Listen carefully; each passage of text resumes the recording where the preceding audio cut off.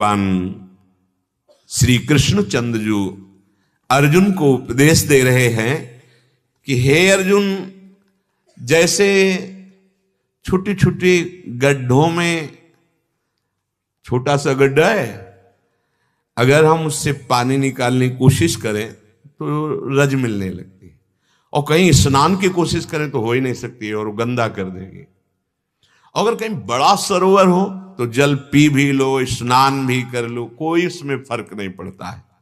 ऐसे ही ये जितने व्यक्ति वस्तु स्थान है, ये सब गड्ढे के समान है, इनका आश्रय लेना पक्का पूरे जीवन का अनुभव कह रहे। बहुत देखा है, विचरण करने वाले जो संत जन होते हैं वो अपने आप सम हो जाते हैं, क्योंकि व्यवहारों से ज्ञान होता चला जाता है। और वो जब हृदय में जलन होगी तो उससे बचने का उपाय एक ही मात्र, सम हो जाओ, समता, निरपेक्ष हो जाओ, कोई अपेक्षा मत रखो, स्पृहा शून्य हो जाओ। आप लोगों को भी कहते हैं कि कहीं ऐसा विश्वास मत करो कि आप किसी से प्यार सच्चा कर रहे हैं, आपको कोई प्यार ना, आप उसको जानते हैं ना वो आपको जानता है, केवल स्वार्थ का खेल हो रहा है। प्रेम तो शुद्ध सच्चिदानंद में प्रभु से ही केवल होता है, और आप करते भी अंदर से प्रभु से, पर आप जानते नहीं, शरीरों से आप प्यार नहीं करते। जब प्रभु अंतर ध्यान हो जाते तो शरीरों को नष्ट कर देते हैं बहुत। हे अर्जुन, इन द्वंद्वों से बचने के लिए एकमात्र उपाय है, जैसे विशाल सरोवर के प्राप्त होने पर फिर हमें गड्ढों की याद नहीं आती, ऐसे विशाल आश्रय श्री भगवान का, जिन्हें परमात्मा कहा गया, ईश्वर कहा गया, उनका आश्रय लेने से कभी धोखा, अशांति, दुख, छल कपट का कहीं भान नहीं रह जाएगा। नहीं, बाहर आपको यही मिलेगा, धोखा, छल कपट, अशांति, कहीं भी करके देख लो पक्का। अंततो गत्वा तुम्हें अगर दुख ना हो तो हमें बताना, अगर पश्चाताप ना हो कि हमने गलत किया तो हमें बताना, पूरी सृष्टि में। क्योंकि स्वार्थ का तांडव है, प्रेम का नहीं। प्रेम जानते नहीं किसे कहते हैं। प्रेम सत है, नित्य है, ये केवल सत और नित्य से ही होगा। सत और नित्य है आत्म तत्व श्री भगवान, दूसरा नहीं है। ये शरीर, ये सब कामनाओं की आसक्ति है, कामनाओं की। जब कामनाएं हमारी नहीं पूरी होती फिर प्यार करके कोई दिखावे, सामने वाला प्रतिकूल व्यवहार करे और हम उसे प्यार करें, ऐसा असंभव। ऐसा तो कोई महात्मा ही कर सकता है, दूसरा नहीं। जो नित्य तत्व की प्राप्ति चाहता है या नित्य तत्व में स्थित है, उसी में ये सामर्थ्य होती है, दूसरे में नहीं। श्री भगवान कह रहे हैं, यावानर्थ उदपाने सर्वतः संप्लुतोदके तावान सर्वेषु वेदेषु ब्राह्मणस्य विजानतः। यावानर्थ उदपाने सर्वतः संप्लुतोदके, जैसे महान जल से सर्वथा परिपूर्ण, स्वच्छ, निर्मल, स्वादिष्ट बहुत बड़ा सरोवर प्राप्त हो जाए तो छोटे छोटे जलाशयों की अब आवश्यकता नहीं होती। ऐसे महान परमात्मा की शरणागति, परमात्मा का आश्रय, अब इसीलिए जिन्होंने भगवान का पूर्ण आश्रय लिया, उनके हृदय में जो सुख हुआ तो बोल पड़े, न पारमेष्ठ्यम न महेंद्रधिष्णम न सार्वभौमम न रसाधिपत्यम न योग सिद्धि अपनर्भवम। नहीं चाहिए ब्रह्मा का पद, न देवराज इंद्र का पद नहीं चाहिए। क्यों? क्योंकि ऐसा महान आश्रय मिल गया, ऐसा आनंद समुद्र मिल गया कि अब इन छोटे छोटे गड्ढों की जरूरत नहीं। देखो हृदय में ऐसे महान के आश्रित होने की हमारे अंदर जो वृत्ति चाहिए, वो वृत्ति अन्य आश्रय लिए बहुत देखते हैं सूक्ष्मता से। जरा सी भी वस्तु, जरा सा भी व्यक्ति से स्वार्थ की पूर्ति वो फौरन अपनापन कर लेता है। बहुत ही सावधानी की जरूरत है। ये जीवन परमात्मा प्राप्ति के लिए एकमात्र श्री भगवान का, एकमात्र मामेकम शरणम व्रज।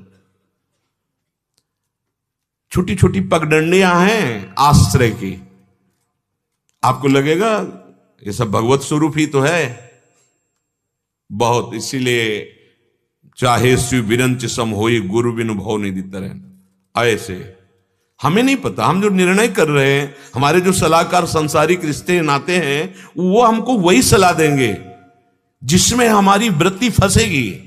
लेकिन वृत्तियों को हटाकर सच्चिदानंद प्रिया प्रीतम में स्थित करना, ये केवल गुरु प्रताप होगा और इसी से परम पद की प्राप्ति होती है। केवल केवल सच्चिदानंद में स्थित होना। अनन्यस चिंतयन्तो माम, देखो जाग के चिंतन क्या हो रहा है, आश्रय क्या है, बहुत सूक्ष्म विषय।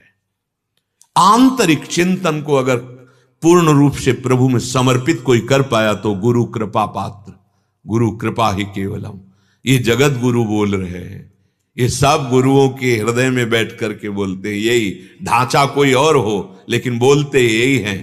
इन्हीं की जो समझ से हम समझ पाएंगे इनको, सोई जाने जे देव जनाई, तो आप ही गुरु के हृदय में बैठ करके बोलते हैं अपने मार्ग को। जैसे महान जलाशय के प्राप्त होने के बाद पिपासा शांत हो जाती है, हम प्यासे घूम रहे हैं, ये भोग मिल जाए, ये पद मिल जाए, ये जीत जाऊं, ये कभी नहीं तुम सुखी होगे, कोई नहीं हुआ। बड़े बड़े चक्रवर्ती सम्राट हुए, सब भोग वैभव सब नहीं हुआ।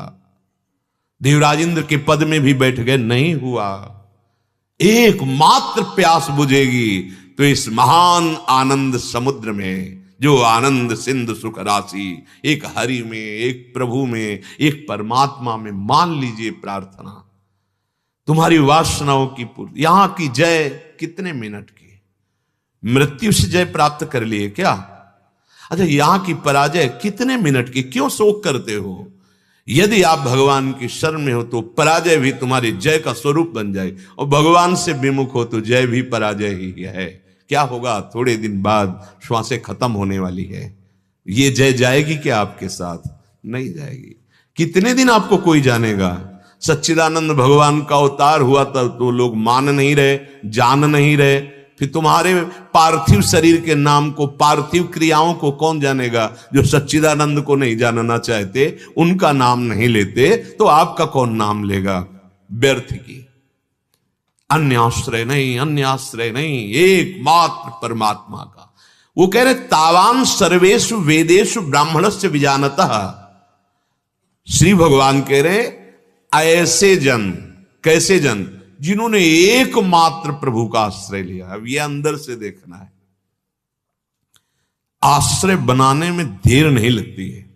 ये मन बड़ा बेईमान है, जरा सी कहीं अनुकूलता मिले तो ये अपने हैं, अगर ये अपने हैं तो और पराये हो जाएंगे, तो आ गया द्वंद्व, फंस गए। जहां से निकलना था वही फिर फंस गए।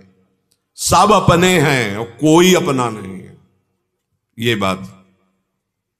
सब अपने और कोई अपना नहीं, एक में ये दो बातें कैसे हो सकती है? सब अपने हैं क्योंकि प्रभु सब में विराजमान, कोई अपना नहीं क्योंकि जितने रूप है मायाकृत हैं। ये अपने नहीं, ना ये और ना ये। और सब अपने हैं क्योंकि इसमें भी प्रभु विराजमान है, इसमें भी प्रभु, सब में प्रभु। तो प्रभु को देखकर सब अपने हैं। इतने अपने इतने पराये, द्वंद्व खड़ा कर दिया, पिस हो गए। यही हो रहा है। एकमात्र प्रभु का आश्रय, एकमात्र। क्या हुआ? बोले तावान सर्वेषु वेदेषु। ये बात वहां पढ़ाई नहीं पढ़नी पड़ेगी, सब वेदों का तात्पर्य आपके हृदय में स्फुरित हो जाएगा। सच्ची बात मान लो, ज्यादा दौड़ भाग नहीं करनी पड़ती। जहां हो हृदय से एकमात्र भगवान का आश्रय ले लो। हम नहीं समझ में आ रहा है, नहीं समझ में आ रहा।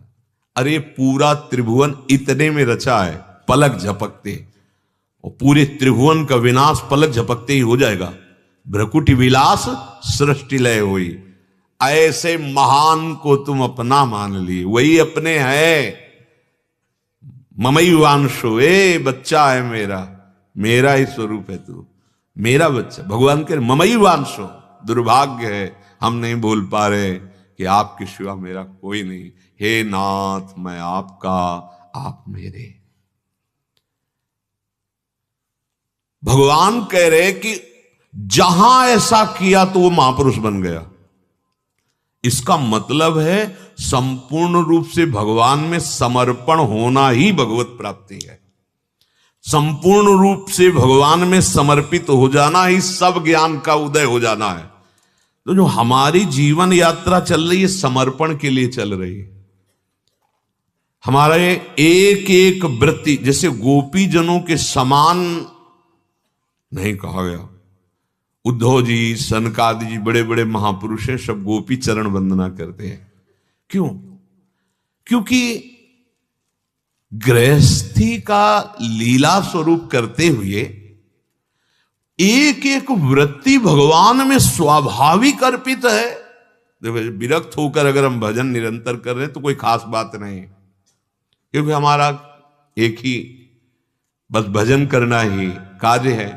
गृहस्थी में सैकड़ों कार्य हैं, सैकड़ों प्रपंच हैं, और उसमें वो रहकर भजन करता है, भगवान को अपना मानता है, सबकी सेवा करता है। ओ धन्याति धन्य, धन्याति धन्य। गोपीजन सब ग्रह कार्य करते हुए प्रभु श्री कृष्ण के प्रेम में विकल रहते, इसलिए बड़े बड़े महापुरुषों ने चरण धूलि वंदना की। परमहंस सुखदेव जी गान कर रहे, कितनी बड़ी बात है। एकमात्र परमात्मा का आश्रय लेते ही तावान सर्वेषु वेदेषु ब्राह्मणस्य विजानतः। भगवान कह रहे हैं वो सब कुछ वेदों का परम ज्ञान उसके हृदय में प्रकाशित हो जाएगा। वो परमात्म तत्व को प्राप्त हो गया। विजानतः कौन? जिसने आश्रय पक्का केवल भगवान का। केवल शब्द पे टिक पाना बहुत कठिन, अंदर से देख लो। केवल भगवान का, यही पूरे जीवन की साधना, तपस्या, उपासना है कि केवल भगवान का आश्रय रह जाए। केवल महापुरुषों में देखा है, बने तो रघुवरते बने, बिगड़े तो भरपूर। बोले तावान सर्वेषु वेदेषु ब्राह्मणस्य विजानतः। एक बात देख लो, वो सर्व वेदों का सार ज्ञान उसके हृदय में जागृत हो जाएगा। वो परमात्मा प्राप्त हो जाएगा, जो केवल केवल भगवदास है, जो राका बाका जी के पावन चरित्र में आता है। ऐसा जोर का आश्रय भगवान का। बड़े बड़े महापुरुषों के जीवन में एक बात पाई गई। देखो, व्यास भरोसे एक भगवद आश्रय, ये छोटी मोटी स्थिति नहीं, बहुत बड़ी स्थिति है। अपने संबंध में स्थित रहना, भगवत संबंध। मामा प्रयागदास जी खूब बादशाह की तरह, और जब कोई कहता कि भजन तो तुम करते नहीं, माला लिए दिखाई दे, अरे माला वो जपे, हमारे तो जीजा राम जी और जिज्जी जानकी जी। मैं संबंध, व्यास भरोसे कुंवर के सोवत पांव, भरोसा, अनन्यता है, एक भरोसो, एक बल, एक आस। ये साधना की अंतिम परिणति है, अंतिम परिणति। पूरा जांच कर हृदय में देख लो, कोई न कोई आश्रय पकड़े रहते हो, सीधे सीधे आराध्य देव से। भगवान कह रहे हैं कि उसकी स्थिति ऐसी हो जाती है, सर्व ज्ञान उसके हृदय में प्रकाशित हो जाता है, वो महापुरुष हो जाता है, वो परमात्मा तत्व को प्राप्त कर लेता है। जितने भी, ध्यान दीजिए, वेदों में कहे हुए साधन हैं, यज्ञ, दान, तपस्या, तीर्थ, व्रत, उपवास, जो भी, ये सब पुण्य प्रदान कर सकते हैं। इनसे उसका कोई संबंध नहीं रहता। किसका? ये छोटे छोटे सरोवर हैं, जो महान जलाशय का आश्रय, जो भगवत पूर्ण आश्रित हो गया, तो क्या उसके जीवन में नहीं होता? क्या नहीं होता है? उसका जीवन ही यही होता है, लेकिन आश्रय नहीं होता उसका। उसका आश्रय आंतरिक बात समझनी है। इन क्रियाओं का, इनके फलों का, दोनों का आश्रय नहीं होता, न फल का आश्रय और न क्रिया का आश्रय। और खूब भजन साधन होता है, जो भगवद आश्रित है वो कोई प्रमाद में से पड़ा थोड़ी रहता है। अरे चैन नहीं, पड़ा कैसे रह सकता है? बिल्कुल नहीं, बिल्कुल नहीं। वो सुंदर साधना होती है जो आदर्श होती है, पर उसे साधना का बल नहीं होता।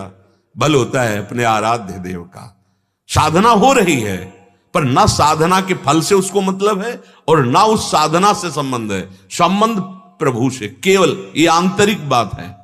तभी कह रहे देखो, जो केवल भगवद आश्रित हो चुका मन वचन कर्म से, उसको संपूर्ण ज्ञान हो जाता है, परमात्मा साक्षात्कार हो जाता है। वेदों में जितने भी यज्ञ दान तपस्या तीर्थ व्रत ये जितने भी साधन हैं, उसका उनसे कोई संबंध नहीं रहता।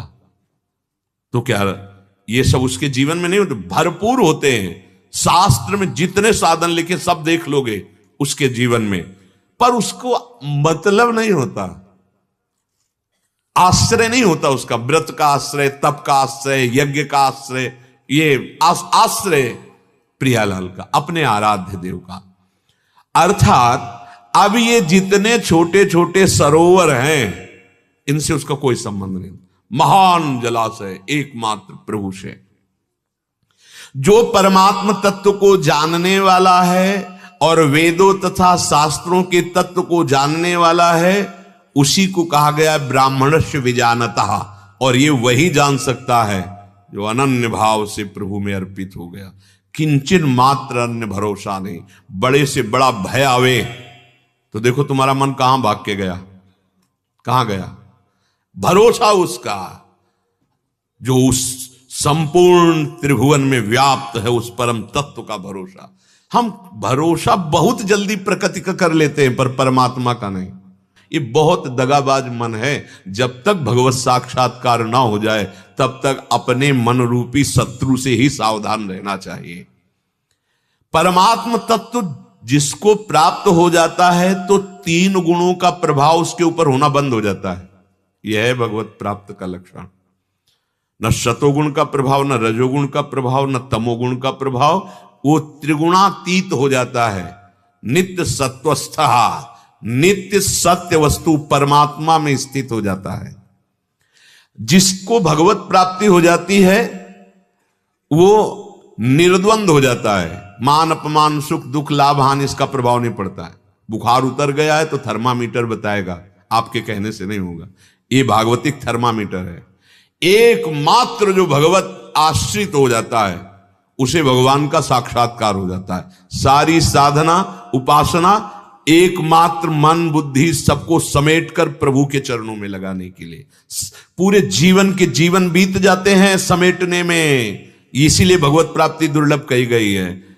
और सर्व संगोपहो हिमाम, बड़ी जल्दी समिटा देते हैं गुरुदेव, बड़ी जल्दी समिटवा देते हैं। इसलिए सर्व संगोपहो हिमाम सत्संगा, सत्संग बहुत जल्दी समेट देता है। और समिटा हुआ ही भगवान का आशिक कहलाता है, प्रेमी कहलाता है। सबकी ममता ताग बटोरी, बस इसी में साधना है। कितनी जल्दी तुम अपने शरीर और शरीर संबंधी भोगों में, शरीर संबंधी रिश्ते नातेदारों में जो फैली हुई ममता है उसे समेटकर प्रभु में लगा देते हो। यही साधना है। यही भगवत प्राप्ति दुर्लभ नहीं है, कठिन पड़ रहा है समिटना। अन्य आश्रय छोड़ना कठिन पड़ रहा है। जे ही छोड़ा पूर्ण आश्रित हुए तो भगवत प्राप्ति हो गई, भगवान कह रहे। और जिसको भगवत प्राप्ति हो जाती है उसकी पहचान, बोले वो तीनों गुणों का उसके ऊपर प्रभाव नहीं पड़ता, न सतोगुण का, न रजोगुण का, न तमोगुण का, क्योंकि वो त्रिगुणातीत परमात्म तत्व में स्थित हो गया है। दूसरी बात, वो निर्द्वंद हो जाता है। कोई भी द्वंद उसके हृदय में जलन या हर्ष पैदा नहीं कर सकते। मान अपमान, शत्रु मित्र, निंदा स्तुति, लाभ हानि या जन्म मृत्यु आदि का द्वंद्व कोई भी उसे स्पर्श नहीं कर सकता। और ना उसमें राग द्वेष रह जाते हैं, ना किसी से राग और ना किसी से। यह है भगवत प्राप्त की स्थिति। निर्द्वंद, त्रिगुणातीत, बिल्कुल राग द्वेष की स्फुरणा ही नहीं होती है। नाप लेना चाहिए कि मेरे अंदर है कि नहीं। और वो नित्य तत्व में स्थित महापुरुष निर्योग क्षेम हो जाता है। अब उसे अपने योगक्षेम की भी चिंता नहीं रहती, न शरीर की, न मन की, न, क्योंकि वो नित्य तत्व में स्थित हो गया है। योगक्षेम कहते हैं अप्राप्त की प्राप्ति करना, और क्षेम कहते प्राप्त की रक्षा करना।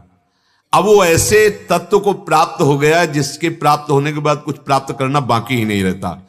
ऐसे तत्व को प्राप्त हो गया है कि वो कभी क्षीण ही नहीं होता, उसकी रक्षा करने की क्या, वो तो नित्य भगवत स्वरूप में स्थित हो गया है। तो निर्योगक क्षेम स्थिति आ गई।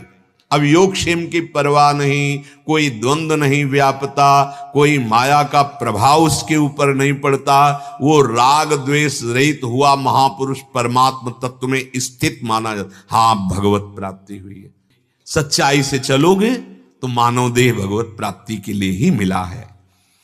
कोई भी वस्तु, व्यक्ति, स्थान, पद, ये सब भाव खत्म हो जाते हैं जिससे भगवत प्राप्ति होती है। वो सदा ऐसे परमात्म सुख में निमग्न रहता है जैसे कोई महान सरोवर के प्राप्त होने पर फिर छोटे मोटे गड्ढों की याद नहीं आती। ये कैसे प्राप्त होता है? भगवान कह रहे तुम्हें जो कर्तव्य मिला है बस दृढ़ता पूर्वक करो। कर्तव्य करने में प्रायः जब हम कोई कर्म करते हैं तो हमारी इच्छा पहले जागृत हो जाती है कि इसका हमको ये फल मिले। फिर हम बाद में अगर फल मिल गया तो हर्षित हो जाते, फल ना मिला तो शोकित हो जाते, द्वंद्व में हम फंस रहे रहते हैं। इसलिए श्री भगवान आगे के श्लोक में कहते हैं कर्मणे वाधिकारस्ते मा फलेषु कदाचन मा कर्म फल हेतुर्भूर्मा ते संगोस्त्व कर्मणि। कर्तव्य कर्म करने में तेरा अधिकार है। देखो, हम अगर वास्तविक विजय चाहते हैं तो हमें आदर्श विजयी पुरुषों का चरित्र देखना होगा। थोड़ा सा काम बना, अनुकूलता मिली, विजय मिली कि फूल करके विषयों में उतर जाते हैं, इसलिए पराजय निश्चित हो जाती है। थोड़ा अभ्यास किया और हम विजय चाहते हैं, नहीं। अर्जुन जी रात और दिन दोनों हाथों से धनुष चलाने का अभ्यास करते थे। सब्यसाची दिन में प्रकाश में अभ्यास करते थे, तो उनके अभ्यास की प्रियता को देख करके द्रोणाचार्य जी ने कहा कभी अंधेरे में अर्जुन को भोजन करने को अवसर मत देना। तो एक दिन ऐसा ही हुआ, दीपक जल रहा था, अचानक बुझ गया। तो बिना देखे वो अभ्यास से ऐसे मुख में जा रहा था। अर्जुन ने तुरंत विचार किया कि बिना देखे भी लक्ष्य पे जा रहा है, इसका मतलब बिना देख। तो एक दिन साए साए की आवाज आ रही थी, अंधेरे में देखा कि अर्जुन अभ्यासरत है। द्रोणाचार्य जी गए, बोले तुम नींद क्यों नहीं ले रहे? बोले गुरुदेव, मुझे सर्वश्रेष्ठ धनुर्धर बनना है, तुम्हारा अभ्यास देखकर मैं तुम्हें आशीर्वाद देता हूं कि तुम सर्वश्रेष्ठ धनुर्धर ही बनोगे। अब इसमें आशीर्वाद, जिसे लोग कहते हैं आशीर्वाद प्रदान होता है या कर्म प्रदान होता है, तो आप बोलो आशीर्वाद से कर्म बन रहा है या कर्म से आशीर्वाद मिल रहा है? उनका अभ्यास। हम थोड़े से अभ्यास की सफलता में भूल जाते हैं। नहीं नहीं, यदि हमें महान बनना है, हमें सर्व विजयी बनना है, तो हमारा केवल लक्ष्य अभ्यास, हार जीत पर नहीं। हम इतने खुश ना हो जाएं, इतने उतावले ना हो जाएं कि विजय हमारी हाथ से चली जाए, हम इतने निराश ना हो जाएं कि हम विजय के लिए उत्साह ही छोड़ दें। दोनों बातें बिना अध्यात्म के बात समझ में नहीं आती। केवल हमको अपने कर्तव्य पर ध्यान देना है और रात दिन अभ्यास। विजय तो चरण चूम लेगी। जो जितना अभ्यास में शिथिल होता है उतना ही वो पराजित होता है, चाहे अध्यात्म का साधक हो चाहे लौकिक हो। जो अभ्यास कुशल है, देखो अभ्यास का प्रभाव कि आंख में पट्टी बांध करके भी लक्ष्य भेद देना, अभ्यास। ये तभी होता है जब अपने कर्तव्य को भगवान मान लिया जाता है और उसके परिणाम पर दृष्टि नहीं रहती, केवल उस प्रवीणता हमारी अपने कर्तव्य को सांगो पांग पूरा करना, बस निकल जाओगे। बिल्कुल अध्यात्म में भी यही आवश्यक। हमें भजन का फल क्या मिल रहा है, हमें क्या नहीं मिल रहा है, हमें नहीं देखना। हमें जो आज्ञा है, जो सेवा है, जो साधन दिया गया है, तत्परता पूर्वक उस पर कमी नहीं आने देंगे। फल की तरफ नहीं देखेंगे, फल की तरफ देखेंगे तो निराश हो जाएंगे। कर्मण्ये वाधिकारस्ते, कर्तव्य कर्म करने में ही तेरा अधिकार है। अपने अधिकार में रहो, फलों में कभी नहीं। अतः तू कर्म फल का हेतु भी मत बन और तेरी कर्म ना करने में भी आसक्ति ना हो। फल की आकांक्षा से हमारा कर्म करने में उत्साह होता है, इसलिए कहा कि कर्म ना करने में भी ऐसा नहीं कि अब मैं क्यों करूं जब फल की आकांक्षा नहीं। नहीं, करना पड़ेगा। कर्तव्य कर्म के लिए तुम्हारी मानव देह मिली, और जब ये सब झूठा ही संसार तो नहीं, ये अंदर से मान करके आपको कर्तव्य कर्म स्वांग दिया गया है, अक्षरशः उसका पालन करो। प्राप्त कर्तव्य कर्म का पालन करने में तेरा अधिकार है, तू इस बात में स्वतंत्र है। क्योंकि मनुष्य योनि कर्म योनि है, मनुष्य के सिवाय दूसरी कोई भी योनि नया कर्म नहीं कर सकती। पशु पक्षी आदि जंगम वृक्ष लता स्थावर प्राणी कोई भी नया कर्म करने का अधिकार नहीं है, केवल मानव देह को है। देवता भी नया कर्म नहीं कर सकते, केवल किए हुए पुण्यों का भोग भोग रहे वो। यज्ञ दान आदि शुभ कर्म जो पूर्व में हुए उसके परिणाम को स्वर्ग में भोग रहे हैं, वो वहां नया अनुष्ठान नहीं कर सकते। भगवान के विधान के अनुसार केवल मनुष्य शरीर में ये छूट दी गई है कि तुम नया कर्म करके आप अपनी दुर्गति कर सकते हो या आप अपनी सदगति कर सकते हो। जो केवल सुख भोग में लिप्त रहता है, भगवत प्राप्ति के लिए नया अनुष्ठान नहीं करता है, तो वो नारकी जीव है। मनुष्य योनि में भी भोग का परिणाम दुष्कर्मों में उतार देना, दुष्कर्मों का परिणाम नरक आदि नाना प्रकार के दुख भोग कर फिर नारकी योनियों को प्राप्त होना। मनुष्य जन्म में कर्म करना ही है, कर्म बनेगा ही।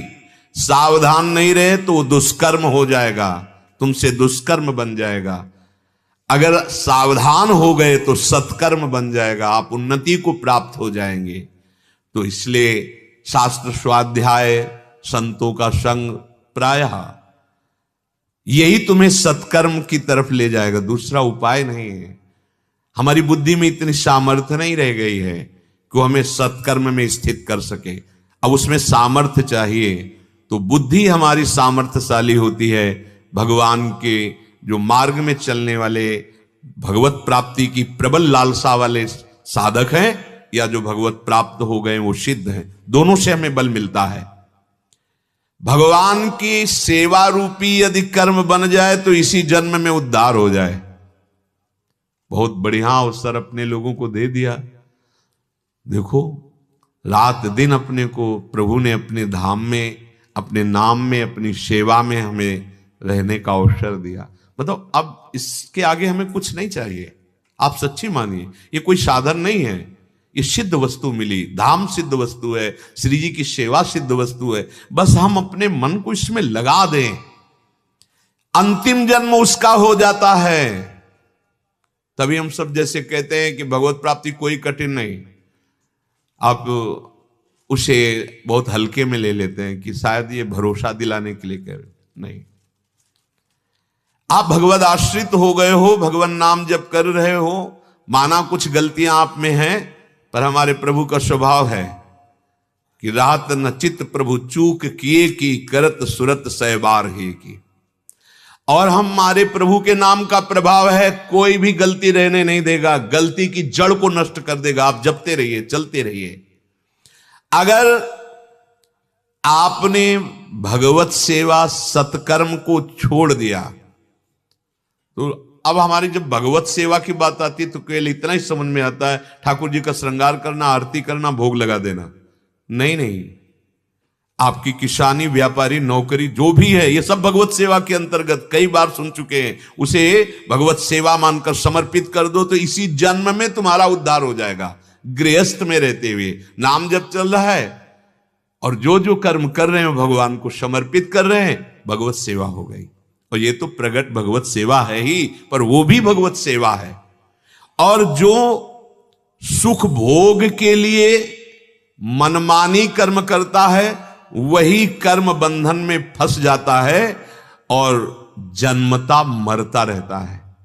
कर्म तो दोनों से हो रहे हैं, एक से दुष्कर्म हो रहे हैं मनमानी, और एक से सत्कर्म हो रहे हैं जो शास्त्र और गुरु की आज्ञा के अनुसार चल रहा है। कोई भी कर्म बिना फल दिए नहीं रह सकता, कोई भी कर्म, पक्का समझ लो। आप फल की आशा छोड़कर जब करोगे तो सांगो पांग करने में उत्साह रहेगा, और फल की आशा रख के करोगे तो 1 साल हो गया सत्संग सुनते, 1 साल हो गया भजन करते, यहां कोई परिवर्तन तो दिखाई नहीं दे रहा। अरे अविनाशी है वो, तुम चिंता मत करो, इसका ऐसा फल प्रकट होगा कि परिवर्तन की वृत्ति ही खत्म हो जाएगी, आनंद में डूब जाओगे। थोड़ा थोड़ा एक एक बूंद भी घड़े में डालते जाओ तो एक दिन भर जाता है। आप सत्कर्म में लगे, एक दिन पूर्णता को प्राप्त हो जाएंगे। भगवान कहते हैं कि तुम्हें केवल सेवा रूपी कर्तव्य कर्म करना है। सेवा कौन सी बनेगी? आज्ञा समन सुसाहिब सेवा। क्या आज्ञा है? तस्मात् शास्त्रम प्रमाणम ते कार्या कार्यो व्यवस्थित हो। तुम गृहस्थ में हो, तुम्हारे लिए जो कर्तव्य कर्म है वही तुम्हारी पूजा है। नाम स्मरण करते हुए भगवद आश्रित होकर अपने कर्मों को भगवत समर्पित करते जाओ, तुम्हारा आखिरी जन्म हो जाएगा। आगे इसी की और व्याख्या है, मां फलेषु कदाचन। तो आगे श्री राधा वल्लभ लाल की।